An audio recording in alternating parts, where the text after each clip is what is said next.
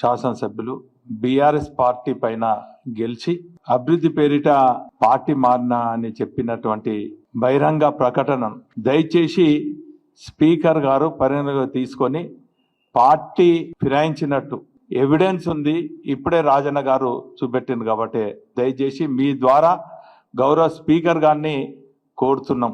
ఎందుకంటే కాంగ్రెస్ పార్టీ అధినేత రాహుల్ గాంధీ గారు ప్రజాస్వామ్యాన్ని పరిరక్షించాలని చెప్పి ఒక చేత రాజ్యాంగాన్ని పట్టుకొని దేశవ్యాప్తంగా పాదయాత్రలు చేస్తున్నారు. మరి ఈ రాష్ట్ర ఇన్ఛార్జ్ గారు కూడా పాదయాత్ర చేస్తున్నారు. మరి అటువంటి పార్టీ ఒకవైపు ప్రజాస్వామ్యం రక్షించాలంటారు, ప్రజాస్వామ్యబద్ధంగా ఎన్నికైనటువంటి బీఆర్ఎస్ పార్టీ నాయకులను అభివృద్ధి పేరిట ప్రలోభాల పేరిట ఈరోజు బీఆర్ఎస్ పార్టీ నుంచి గెలిచినటువంటి ఎమ్మెల్యేలను కొనుగోలు చేస్తున్నటువంటి పరిస్థితి మనం చూస్తున్నాం. ఇప్పటికే సుప్రీంకోర్టు ఆదేశాలు జారీ చేయడం జరిగింది, స్పీకర్ గారికి మరి డైరెక్షన్స్ కూడా ఇవ్వడం జరిగింది.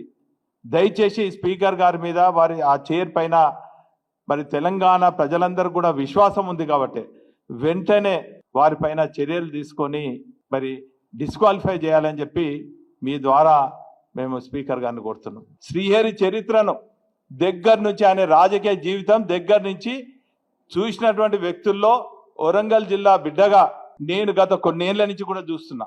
ఒక్కళ్ళకి పదవి వస్తే ఓరోడు కుట్రలతోని కుతంత్రాలతోని తన రాజకీయ పునాది మరి స్థాపించుకున్నాడు, సామ్రాజ్యాన్ని నిర్మించుకున్నాడు. స్వయంగా చూసినాను. ఎన్టీఆర్ హయాంలో 94లో మొదటి దఫాలో మా సోదరునికి మంత్రి పదవి ఇస్తే నలుగురిని కూడగట్టుకొని లక్ష్మీ పార్వతి దగ్గర కాలు మొక్కి పదవి సంపాదించుకున్నటువంటి నీచమైనటువంటి చరిత్ర కడియం శ్రీహరిదని ఈ సందర్భంగా తెలియజేస్తున్నాను. గన్పూర్ ప్రజలు తిరస్కరించి మూల కూసబెడితే ఇదే కేసీఆర్ గారిని కేటీఆర్ గారిని ప్రాధేయపడి కాళ్ళు మొక్కి ఈరోజు తిరిగి తెలంగాణ పేరిట బీఆర్ఎస్లో చేరి అంచెలంచెలుగా రాజన్న మీద చెవాకులు పేలి అవినీతి ఆరోపణలు చేసి మరి ఈరోజు గద్దెనెక్కి తాను పదవి సంపాదించుకోవడమే కాకుండా పదవి ద్వారా కోట్లు గడించి ఈరోజు నిజాయితీ గల రాజకీయ నాయకునిగా మరి మాట్లాడుతున్నారు. ఈరోజు 73 ఏండ్ల వయసులో ఇంత చేస్తున్నా అంటున్నావు. 73 ఏండ్లు వచ్చినాయి, నీకు సిగ్గు శరం లేదా? ఏ పార్టీతోని గెలిచినో ఆ పార్టీలో ఉండాలని ఈ వయసుకు ఇంకా నీకు సిగ్గు రాలేదా అని చెప్పి నేను కాదు, గన్పూర్ ప్రజలు కాదు, నీ కాంగ్రెస్ పార్టీలో ఉన్నటువంటి మాజీ ఎమ్మెల్సీ కొండ మురళీధర్ గారే మరి నేను ప్రశ్నిస్తున్నారు.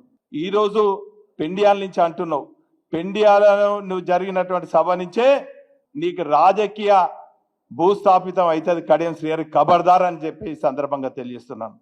నువ్వు తీసుకున్నటువంటి నిర్ణయం నీకు కరెక్ట్ అనిపిస్తే వెంటనే అక్కడ పెండియాల నుంచే నువ్వు రాజీనామా చేయి. నువ్వు ఎవరి కోసం పోయినావు? అభివృద్ధి కోసం పోయినావా? నీ బిడ్డ రాజకీయ భవిష్యత్తు కోసం పోయినావు, నీ ఆర్థిక అభివృద్ధి కోసం పోయినావు. ఈరోజు గన్పూర్ ప్రజలను మోసం చేసింది తాటికాయ అక్షరాలతో రాస్తారు కడియం శ్రీహరి కుటుంబం అని కూడా ఈ సందర్భంగా తెలియజేస్తున్నాను. నీకేమాత్రం చీము రక్తం ఉంటే, నువ్వు నిజాయితీ పరువును అనుకుంటే వెంటనే అదే పెండియాల నుంచి నువ్వు రాజీనామా చేయాలని సందర్భంగా తెలియజేస్తున్నాను.